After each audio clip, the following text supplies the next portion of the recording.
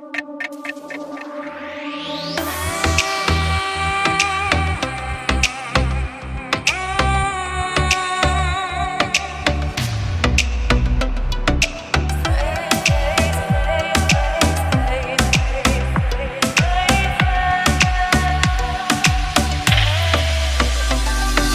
yürüyor korkmuyorum, arada bir kalbini yokluyorum. Cennetten çiçek mi topluyorum, herkesi sen gibi kokluyorum.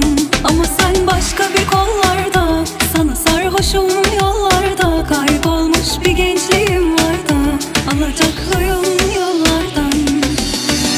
Bir başıma koyup gitme yar, önümüzde baharlar var. Aldanma geçer ayazlar, sensiz bana dünya kapanmıyor. Açtığın yaralar hesabını sorar yaradan. Acılara yürüyor korkmuyorum, arada bir kalbini yokluyorum. Cennetten çiçek mi topluyorum, herkesi sen gibi kokluyorum.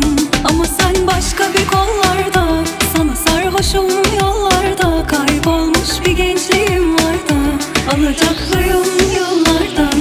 Acılara yürüyor korkmuyorum, arada bir kalbini yokluyorum. Cennetten çiçek mi topluyorum, herkesi sen gibi kokluyorum.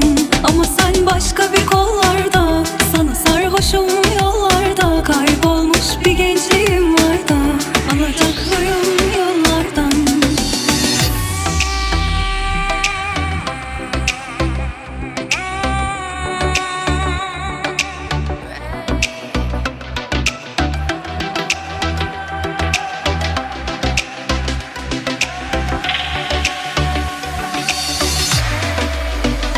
Acılara yürüyor korkmuyorum, arada bir kalbini yokluyorum. Cennetten çiçek mi topluyorum, herkesi sen gibi kokluyorum.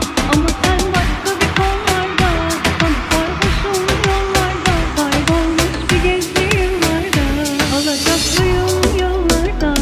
Acılara yürüyor korkmuyorum, arada bir kalbini yokluyorum. Cennetten çiçek mi topluyorum, herkesi sen gibi kokluyorum.